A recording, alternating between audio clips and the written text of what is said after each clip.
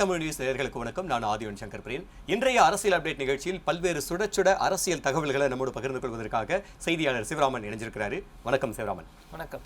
தமிழ் மாநில காங்கிரஸ் அப்படிங்கிறது வந்து தொடக்க காலகட்டம் 1996 கூட்டணியிலிருந்து விலகி ஒரு தனியாக வந்து தமிழ் மாநில காங்கிரஸ்னு தொடங்கி பயங்கரமான ஒரு அபாரமான வெற்றிகளெல்லாம் படைச்சு சாதனை படைச்ச ஒரு கட்சி. இன்னைக்கு வந்து என்டிஏ கூட்டணியிலிருந்து என்ன முடிவெடுக்க போறோம் அப்படிங்கிற அவங்களுடைய கட்சி சார்ந்த ஒரு கூட்டம் நடக்கிறதா சொல்றாங்க. கூடுதல் தகவல்கள் என்னென்ன? குறிப்பாக தேசிய ஜனநாயக கூட்டணியில் ஒரு சில ஆண்டுகளாக தொடர்ந்து பயணிச்சுட்டு வர ஒரு முக்கியமான கட்சி தமிழ் மாநில காங்கிரஸ் கட்சி. அந்த கட்சியினுடைய தலைவர் ஜி.கே. வாசன் அவர்கள் ராஜ்யசபா எம்பியாக தொடர்ந்து பயணிச்சுட்டு இருந்தார். ஆனால் போன முறை அதிமுக வந்துட்டு அந்த பொறுப்பை அவர் கொடுக்க மறுத்துட்டாங்க. அதற்கு பதிலாக அன்புமணி ராமதாஸுக்கு அந்த பொறுப்பு கொடுக்கப்பட்டுச்சு. அதே போன்று 5 தொகுதிகள் ஒதுக்குனாங்க. ஒட்டஞ்சத்திரம், அதே போன்று கிள்ளியூர், கும்பகோணம் உள்ளிட்ட தொகுதிகள் வந்து ஒதுக்கப்பட்டுச்சு. இது எல்லாமே ஸ்ட்ராங்காக இருக்கக்கூடிய தொகுதி. திமுக ஸ்ட்ராங்காக இருக்கக்கூடிய தொகுதிகள் ஒதுக்கப்பட்டது குறிப்பிடத்தக்கது. அதில் 5லேயுமே பார்த்தோம்னால் ஒரு படுதோல்வியை தமிழ் மாநில காங்கிரஸ் கட்சியின் வேட்பாளர்கள் சந்திச்சாங்க. இந்த நிலையில் தமிழ் மாநில காங்கிரஸ் கட்சி தற்பொழுது தேசிய ஜனநாயக கூட்டணியிலிருந்து அதிகாரப்பூர்வமாக இன்று வெளியேற இருக்கிறது. அதற்கான அறிவிப்பு இன்று அந்த கூட்டம் நடந்ததற்கு பின்பு முறைப்படி ஜி.கே. வாசன் அவர்கள் அறிவிக்க இருக்கிறார். அவர் எந்த கூட்டணிக்கு செல்ல இருக்கிறார் ஏனென்று சொன்னால் அடுத்து உள்ளாட்சி தேர்தல், அதற்கு பின்பு நாடாளுமன்ற தேர்தல் வர இருக்கக்கூடிய சூழலில் அவர் எந்த கூட்டணியை சூஸ் பண்ணுவார் அப்படிங்கிற ஒரு எதிர்பார்ப்பு எழுந்திருக்கிறது. குறிப்பாக தமிழ் மாநில காங்கிரஸ் கட்சிக்கும் பாஜகவிற்கும் ஒரு நீண்ட கால ஒரு நட்பு என்பது இருக்கிறது. அதிமுக விலகினப்போ கூட வந்து பார்த்தோம்னா தமிழ் மாநில காங்கிரஸ் கட்சி அந்த கூட்டணியிலிருந்து விலகலை. கடந்த நாடாளுமன்ற தேர்தலில் கூட பார்த்தோம்னா இணைந்து தான் போட்டிட்டாங்க. தற்பொழுது விலகக்கூடிய முடிவை எடுத்திருக்கிறாரு. ஒருவேளை அவர் தாவேகா செல்வாரா அல்லது திமுக கூட்டணியில் தற்பொழுது அதிக இடம் வேக்கண்ட் இருக்குது. ஏன்னு சொன்னால் விசிகாவாக இருக்கட்டும், கம்யூனிஸ்ட், இந்திய யூனியன் முஸ்லீம் லீக்லாம் இப்போ தாவேகா பக்கம் வந்திருக்கக்கூடிய நிலையில் தமிழ் மாநில காங்கிரஸ் கட்சி திமுக பக்கம் செல்லுமா அல்லது தாவேகா பக்கம் செல்லுமா அப்படிங்கிற ஒரு கேள்வி எழுந்திருக்கு. இல்லை, மிக முக்கியமாக வந்து தமிழ் மாநில காங்கிரஸுடைய எதிரிகளாக, பொலிட்டிக்கல் எதிரிகளாக பார்க்குறது வந்து அன்றைக்கி காலகட்டத்திலேயே வந்து தேசிய காங்கிரஸ் வந்து அதிமுகவோட கூட்டணி வச்சிருச்சு, இது எங்களுக்கு விருப்பமே கிடையாது அப்படின்னு சொல்லிட்டு தான் அவங்க தனியாகவே இந்த கட்சியை தொடங்கி வந்தாங்க. இன்னைக்கு பாஜகவோட கூட்டணியில் இருக்கக்கூடிய அதிமுகவும் கூட்டணியில் தான் இருந்தாங்க. அதையும் அட்ஜஸ்ட் பண்ணிக்கிட்டு அவங்க இருந்தாங்க. ஆனால் தேர்தலுக்கு முன்பாகவே அந்த கூட்டணி எத்தனை தொகுதிகள், என்னென்ன தொகுதிகள் அப்படின்னு முடிவு செய்கிறப்பவே வந்து தங்களுடைய தோல்வி உறுதி செய்யப்பட்டதா அப்படிங்கிற ஒரு கேள்வி இருந்துச்சு. ஏன்னா பாஜகவினுடைய நிலை தமிழ்நாட்டில் என்னவாக இருக்கும் அப்படின்றது தெரியும். பாஜகவிலிருந்து சீட்டு தமிழ் மாநில காங்கிரஸுக்கு ஒதுக்கப்பட்டு நீங்கள் சொன்ன மாதிரி திமுக வலுவாக இருக்கக்கூடிய தொகுதிகளில் இவங்களை வந்து நிறுத்தினாங்க அப்படின்னு சொல்கிற அந்த என்டிஏ கூட்டணியில் இருக்கக்கூடிய பாஜகவினுடைய நிலைப்பாடு என்ன தமிழ் மாநில காங்கிரஸ் மேலே? பாஜகவின் நிலைப்பாடு அப்படின்னு பார்த்தோம்னா நமக்கு தமிழ் மாநில காங்கிரஸ் இந்த கூட்டணியில் நீடிக்கணும் அப்படிங்கிறது தான் அவர்களுடைய விருப்பமாக இருக்கிறது. ஆனால் தமிழ் மாநில காங்கிரஸ் கட்சி வந்து பார்த்தோம்னா அவர்களுடைய நலன் சார்ந்ததான் இப்போ முடிவெடுக்க வேண்டிய ஒரு கட்டாயத்தில் இருக்கிறாங்க. அந்த கட்சியினுடைய இளைஞரணி செயலாளராக இருக்கக்கூடிய யுவராஜ் தாவேகா பக்கம் செல்லலாம் அப்படின்ட்டு பேச்சு அடிபட்டுக்கிட்டு இருக்கு. இந்த நிலையில் தமிழ் மாநில காங்கிரஸ் கட்சி இப்படியே இருந்துச்சுன்னா இருக்கக்கூடிய ஒரு சில முக்கிய நிர்வாகிகளும் கட்சியை விட்டு போயிட்டாங்கன்னா தமிழ் மாநில காங்கிரஸ் கட்சி வந்து அதால பாதாளத்துக்கு சென்றோம் அப்படிங்கிறனால ஒரு முக்கியமான ஒரு முடிவை எடுக்க வேண்டிய ஒரு கட்டாயத்தில் இருக்கிறாரு. காங்கிரஸ் கட்சி தற்பொழுது தாவேகா பக்கம் போயிட்டு இருக்கனால ஜி.கே. வாசனுக்கு ரூட் கிளியர் ஆயிடுச்சு. இதனால திமுக பக்கம் அவர் போனாலும் ஆச்சரியப்படுறதுக்கு இல்லை அப்படின்னு தான் நம்ம எடுத்துக்கலாம். சரிங்க, இப்போ திமுகவுடைய அடுத்த கட்ட நகர்வுகளே எப்படி இருக்க போகுது அப்படின்னு சொல்லிட்டு நம்ம பார்த்துக்கிட்டு இருக்கிறோம். நம்ம 6 மாதம் டைம் கொடுங்க, விஜய் அவர்களுடைய ஆட்சி நிர்வாகம் எப்படி இருக்க போது பார்க்கலாம், அதுக்கப்புறம் எங்களோட ஆக்ஷன் இருக்குது அப்படிங்கிற மாதிரி இருக்கிறாங்க. அது ஒர்க் அவுட் ஆகுமா? குறிப்பாக திமுக தற்பொழுது ஒவ்வொரு நகர்வையும் உன்னிப்பாக கவனிச்சுட்டு இருக்காங்க. இதுவரை எந்த ஒரு போராட்டமோ ஆர்ப்பாட்டமோ இல்லை எதுவுமே பண்ணலை. அசம்பிளி வந்துட்டு வரக்கூடிய ஜூன் 18ஆம் தேதி தொடங்க இருக்கிறது ஆளுநர் உரையுடன். அன்றைய தினம் தேசிய கீதத்துடன் அசம்பிளி தொடங்குமா அல்லது வந்தே மாதரத்துடன் தொடங்குமா அப்படிங்கிற ஒரு கேள்வியும் எழுந்திருக்கிறது. அன்னைக்கு தான் திமுகவோட ஆட்டத்தை பார்ப்பீங்க அப்படிங்கிற மாதிரி இருக்குது. தற்பொழுது உதயநிதி ஸ்டாலின் அவர்கள் அசம்பிளிக்கான அந்த ஸ்பீச்சை ரெடி பண்ணிகிட்டு இருக்கிறாரு. எப்படியெல்லாம் வந்துட்டு ஆளும் கட்சியை மடக்கலாம் அப்படிங்கிற ஒரு பணியில் ஈடுபட்டு இருக்காரு. உதயநிதியை ஸ்பீச்சை ரெடி பண்ணுறதுக்கு 5 குழு அமைக்கப்பட்டு அவர்கள் வந்துட்டு எதிர்க்கட்சி தலைவருடைய அந்த உரையை தற்பொழுது தயாரிக்கக்கூடிய பணியில் மும்முரமாக இருக்கிறாங்க. தற்பொழுது தாவேகா அரசிற்கு தலைவலியாக இருப்பது மின்வெட்டு பிரச்சனை, சட்டம் ஒழுங்கு பிரச்சனை. அதே போன்று இப்போ அசம்பிளியில் தமிழ்தாய் வாழ்த்து பாடல் பாடப்படுமா, ஆளுநர் உரை வந்து திமுக புறக்கணிக்குமா, பல்வேறு கேள்விகளும் எழுந்திருக்கிறது. திமுகவுடைய நகர்வு என்பது தாவேகாவினுடைய அந்த அடுத்த கட்ட நகர்வை பொறுத்து தான் அமையும். தாவேகாவும் தற்பொழுது திமுக என்ன செய்கிறாங்க அப்படிங்கிறது கவனமாக பார்த்துக்கிட்டு இருக்கிறாங்க. தாவேகா அரசு பல்வேறு விதமான அந்த திட்டங்களையும் செயல்படுத்த தயாராகிட்டு வராங்க. விரைவில் பட்ஜெட்டும் தாக்கல் செய்யப்பட இருக்கிறது. அந்த பட்ஜெட்டில் மக்கள் நலன் சார்ந்து இருக்கக்கூடிய திட்டங்களை தவிர்த்து வேறு ஏதேனும் புதிய திட்டங்கள் கொண்டு வரப்பட்டால் அதை எதிர்ப்பதற்கும் தற்பொழுது திமுக தயாராகி வருகிறது. ஓகே, அந்த ஒரு கிளாஷ், அந்த ஒரு பட்ஜெட் தாக்கல், அந்த நிகழ்வுக்காக தமிழ்நாட்டு மக்களை காத்துக்கிட்டு இருக்காங்க. டிவிகே அரசு என்னென்னலாம் மக்கள் நலன் சார்ந்த திட்டங்களை கொண்டு வர போறாங்க அப்படிங்கிறதையும் அதை எதிர்த்து இவங்க எப்படி வந்து தங்களுடைய கருத்துக்களை வைக்க போறாங்க அப்படிங்கிறத நம்ம பொறுத்திருந்து பார்க்கலாம். இன்னொரு விஷயம் என்ன அப்படின்னு கேட்டீங்கன்னா, அதிமுக இன்னைக்கு என்ன நடந்துகிட்டு இருக்கு அப்படின்னு தெரியற அளவுக்கு ரொம்ப கரைஞ்சிக்கிட்டே இருக்குப்பா அப்படின்னு சொல்ற மாதிரி நேத்து வந்து கிலோமீட்டர் கணக்கா தாவேகாவினுடைய பனையூர் அலுவலகத்துல வந்து அதிமுகவினர் பெரும்பான்மையாக மற்ற கட்சிகளை சார்ந்த நிர்வாகிகள் எல்லாமே வந்து கட்சியில இணைவு அப்படிங்கிறது. குறிப்பா இந்த அதிமுக இவ்வளவு வேகமா கரைஞ்சிக்கிட்டு இருக்கிறது, அது எங்க போய் முடியும்? அதிமுக நேற்று நீங்கள் சொன்னது போலவே தாவேகா அலுவலகத்தின் வெளியிலேயே 1 கிலோமீட்டர் அளவிற்கு தொடர்ந்து தொண்டர்களும் நிர்வாகிகளும் குவிந்த வண்ணம் இருக்கிறாங்க. பேரிகார்டு அமைச்சு அந்த கூட்டத்தை கட்டுப்படுத்தக்கூடிய பணிகளையும் பார்த்தோம். கேட் திறக்கிறதுக்கு முன்னாடியே அதிமுகவினர் போய் இப்படி குவிகிறது வந்துட்டு முதல் முறை. இபிஎஸ் அவர்கள் பதவியேற்றதற்கு பிறகு தற்பொழுது பல்வேறு நிர்வாகிகளும் தொடர்ந்து வெளியேறிக்கிட்டே வர்றாங்க. ஜெயலலிதா இருந்தவரை கட்சி கட்டுக்கோப்பாக இருந்துச்சு. எந்த ஒரு நிர்வாகியும் வெளியே கூட போனது கிடையாது. அதே போன்று கட்சிக்கு எதிராக ஒரு கருத்தை கூட சொன்னது கிடையாது. இன்று அனைவருமே கருத்து சொல்கிறாங்க, அனைவருமே வந்துட்டு சுயமாக முடிவெடுக்கிறாங்க. இது ஜனநாயக முறைப்படி சரிதான் அப்படின்னு எடுத்துக்கிட்டாலுமே கூட ஒற்றை தலைமையின் கீழ் இயங்கக்கூடிய ஒரு கட்சி தற்பொழுது கட்டுக்கடங்காமல் போய்கிட்டு இருக்கு அப்படின்னு தான் நம்ம பார்க்க வேண்டியிருக்கிறது. தாவேகாவும் தற்பொழுது அதிமுகவிலிருந்து வரக்கூடிய அனைத்து நிர்வாகிகளையும் வந்து எடுத்து போடக்கூடிய பணிகளை ஈடுபட்டு வராங்க. ஏன்னு சொன்னால் அடுத்து உள்ளாட்சி தேர்தல் வர இருக்கக்கூடிய சூழலில் உள்ளாட்சி தேர்தலில் இது போன்ற அனுபவம் வாய்ந்த தலைவர்கள் வந்தால் கட்சி பணியாற்றுவதற்கு எளிதாக இருக்கும். அவர்களுக்கும் மேயர் பொறுப்பு, துணை மேயர் பொறுப்பு, மண்டல குழு தலைவர், பல்வேறு பொறுப்புகளை வழங்குவதற்கும் தற்பொழுது தாவேகா தயாராகி வருகிறது. அதே போன்று இன்னும் வார்டு அந்த பார்த்தோம்னால் உறுப்பினர்கள் இருக்கிறார்கள். அதே போன்று இன்னும் ஒரு சில வாரியங்களுக்கு தலைவர்கள் நியமிக்கப்படவில்லை. தற்பொழுது வரை நகர்ப்புற வாழ்விட மேம்பாட்டு வாரிய தலைவராக கூப்பா கிருஷ்ணன் மட்டும்தான் நியமிக்கப்பட்டிருக்கிறாரு. இன்னும் தமிழ்நாடு பாடநூல் கழகம் இருக்குது. இன்னும் இது போன்ற நிறைய கழகங்கள் இருக்கக்கூடிய நிலையில் அந்த வாரியத்திற்கும் வந்து பார்த்தோம்னா நியமிப்பதற்கு வந்து தற்பொழுது அரசு தயாராகி வருகிறது. இதனால் அதிமுகவிலிருந்து இன்னும் வரக்கூடிய காலங்களில் இன்னும் நிறைய பேர் வருவாங்க அப்படின்னு நம்ம எதிர்பார்க்கலாம். அதே போன்று சென்னையை பொறுத்தவரை விருகை ரவி, டி நகர் சத்யா உள்ளிட்டோரும் தற்பொழுது அதிருப்தியில் இருப்பதாக சொல்லப்படுகிறது. ஜெயக்குமார் அவர்கள் வாய்ஸே இல்லாத மாதிரி தான் இருக்குது. ஜெயக்குமார் அவர்கள் பொதுவாக மீடியாவை சந்தித்து தன்னுடைய கருத்துக்களை தொடர்ந்து ஆணித்தரமாக பதிவு செஞ்சுட்டு வரவர். நேற்று பார்த்தோம்னா இபிஎஸ் அவர்கள் ஆலோசனை கூட்டத்திற்கு வந்த பொழுது ஜெயக்குமார் அவர்கள் கலந்துக்கலைன்னு சொல்கிறாங்க. இது போன்ற ஒரு சில தலைவர்கள் என்ன முடிவெடுக்க போகிறாங்க அப்படிங்கிறத நம்ம பார்க்க வேண்டியிருக்கிறது. வெஸ்ட் பெங்கால் எப்படி திரிணாமுல் காங்கிரஸ் கட்சி தற்பொழுது கரைஞ்சிக்கிட்டே வருதோ அதே போன்று தமிழகத்தில் அதிமுகவின் இடத்தை தற்பொழுது தாவேகா பிடித்து விட்டது அப்படின்னு தான் நம்ம எடுத்துக்கலாம். அதே போன்று அதிமுகவும் தற்பொழுது கரைந்து கொண்டே வருகிறது. இதை இபிஎஸ் அவர்கள் தடுத்து நிறுத்துவாரா அல்லது மேலும் கரையுமா அப்படிங்கிறத நம்ம பார்க்கலாம். இல்ல, மிக முக்கியமா இபிஎஸ் மேல குற்றச்சாட்டே என்ன அப்படின்னு கேட்டீங்கன்னா, அவர் தனித்து முடிவு எடுக்கிறாரு, யாரையும் அனுசரிச்சு செயல்படுறது கிடையாது, எங்களுடைய கருத்துக்களை செவி சாய்க்கிறதே கிடையாது அப்படிங்கிற குற்றச்சாட்டுகளை வந்து முன்னாள் இந்நாள் அந்த மாதிரி இருக்கக்கூடியவங்க அவங்களே வந்து வச்சுக்கிட்டு வராங்க. அப்போ இது ஒரு கரிஸ்மேட்டிக் லீடர் வந்து அதிமுகவில் இல்லாததன் காரணமாக தான் அவங்க எடுக்கக்கூடிய முடிவை வந்து யாருமே கேட்க மாட்டேன்றாங்க. இப்போ ஜெயலலிதா அவர்கள் அவங்களும் கூட வந்து பல பாசிட்டிவான விஷயங்களும் முடிவு எடுத்திருக்கலாம், நெகட்டிவாக கூட சில நேரங்கள் அமைஞ்சிருக்கலாம். ஆனால் அதை அக்செப்ட் பண்ணிக்கிட்டு போற ஒரு விஷயம் இருந்தது. அது ஏன் இபிஎஸ் கிட்ட நடக்கல?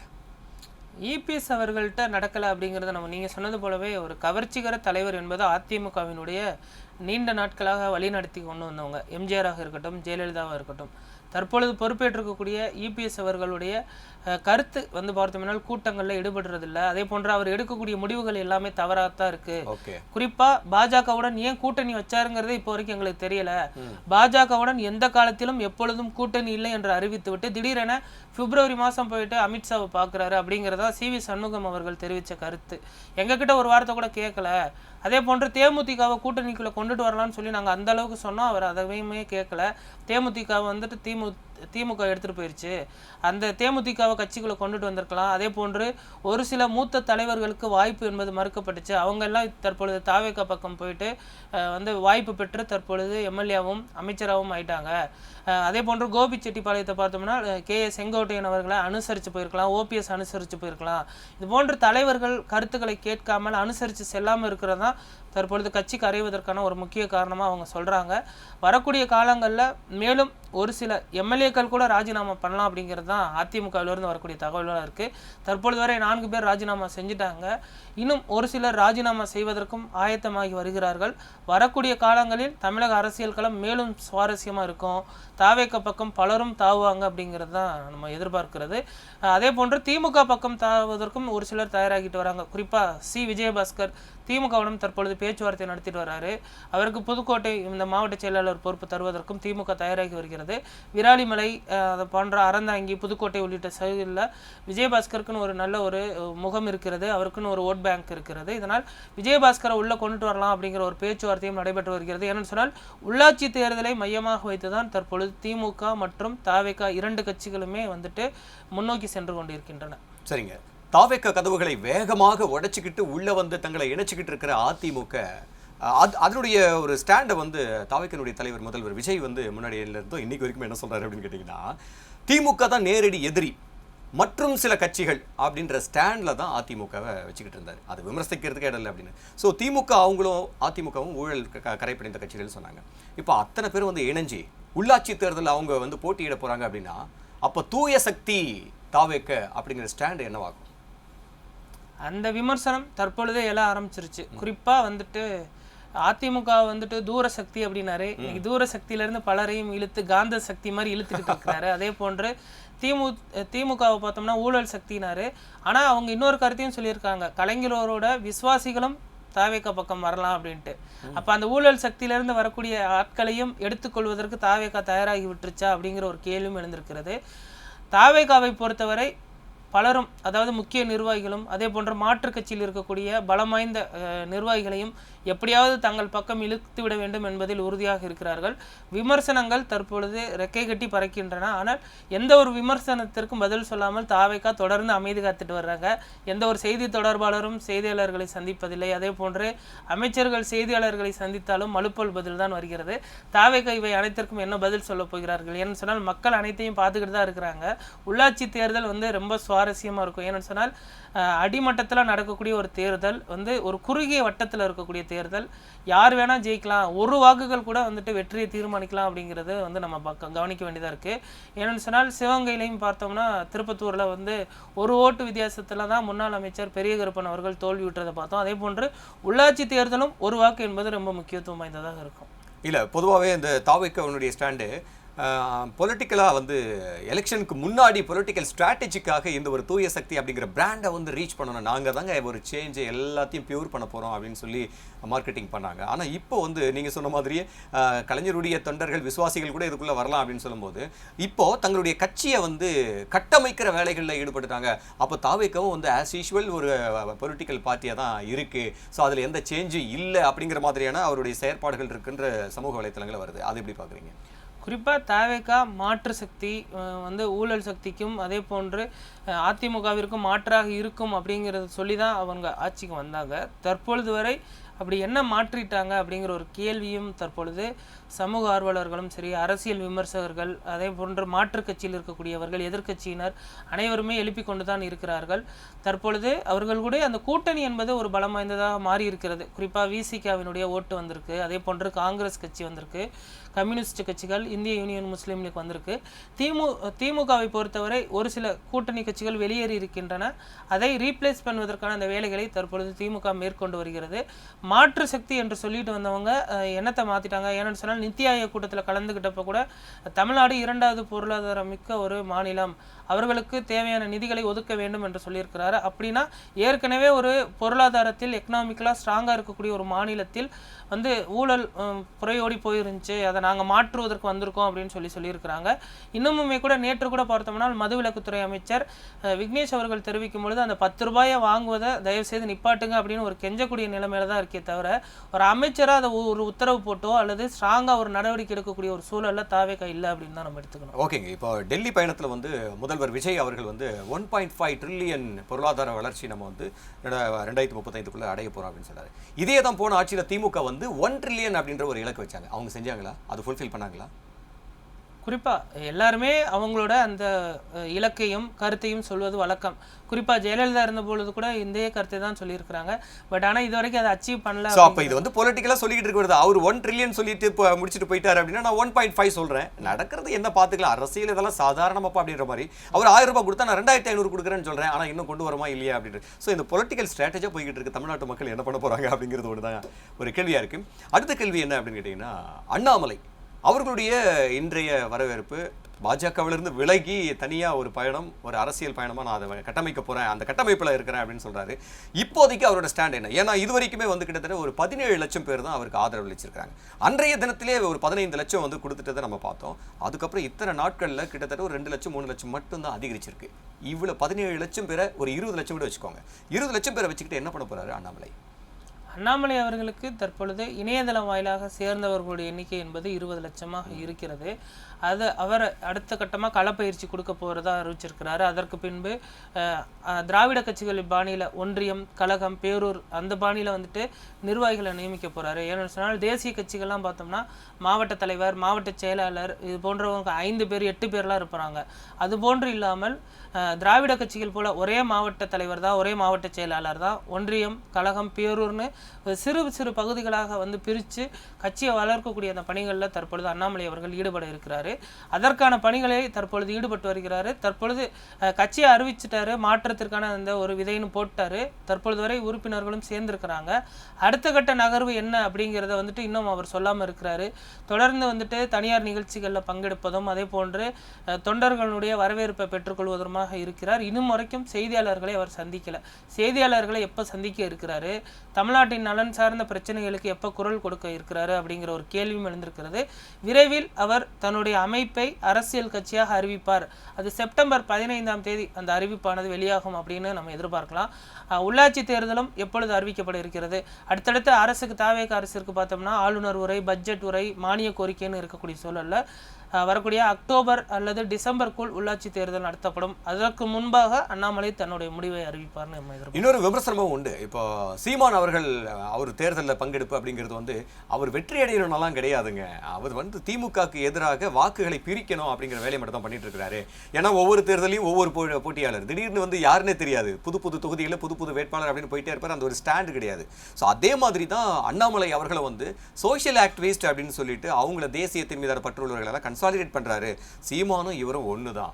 வெற்றி அடைய முடியாது, பட் ஏதோ ஒரு வாக்குகளை பிரிக்கணும், யாருக்கும் ஒரு எதிரான ஒரு வாக்குகளை, திமுகக்கு எதிரான வாக்குகளை பிரிக்கணும். இப்போ தாவேக்க வந்துச்சுன்னா தாவேக்கவுடைய வாக்குகளை பிரிக்கணும். அந்த ஒரு அசைன்மெண்ட்ல தான் இருக்கிறாங்க. அவங்க சக்சஸ் ஆகாது அப்படின்னு சமூக வலைத்தளங்களில் சில விமர்சனங்கள் இருக்கு. இதை எப்படி பாக்குறீங்க? இது அனைத்துமே விமர்சனங்களாக தான் இருக்கு. இருந்தாலுமே கூட நம்ம பொறுத்து இருந்தா பார்க்கணும். இது எல்லாத்துக்கும் வந்துட்டு மக்கள் தான் எஜமானர்கள், அவர்கள் தான் பதில் சொல்லுவாங்க. அதெல்லாம் வந்துட்டு அரசியல் களத்தில் வந்துட்டு எப்போ எது வேணால் நடக்கலாம். அண்ணாமலை அவர்களும் என்ன முடிவெடுக்க போகிறாரு, என்ன அவருடைய கொள்கை என்ன, அவருடைய அரசியல் நகர்வு எப்படி இருக்கும், அதெல்லாம் பொறுத்து தான் மக்களோட முடிவு இருக்கும். ஏன்னு சொன்னால் தாவேகாவிற்கும் வந்து மக்கள் ஆதரவு இருப்பதாக சொல்லப்பட்டுச்சு. யாருமே தாவேகா வராது அப்படின்னு தான் நம்ம எல்லாருமே எதிர்பார்த்தோம். இருந்தாலுமே கூட அந்த ஒரு சுனாமி போன்ற ஒரு மாற்றம் நடந்து 108 இடங்களை பிடிச்சு இன்னைக்கு தாவேகா ஆட்சி கட்டில் அமைந்திருக்கு. அதனால அண்ணாமலை அவர்களுடைய செயல்பாடுகள் எப்படி இருக்கு, தமிழக நலன் சார்ந்து என்னென்ன பிரச்சனைகளுக்கு அவர் குரல் கொடுப்பாரு அப்படிங்கிறத பொறுத்து தான் அண்ணாமலை அவர்களுடைய அரசியல் எதிர்காலம் தீர்மானிக்கப்படும். உங்களுடைய கருத்துக்களுக்கு நன்றி சிவராமன். நன்றி. மீண்டும் அடுத்த நிகழ்ச்சியில் சந்திப்போம். நன்றி.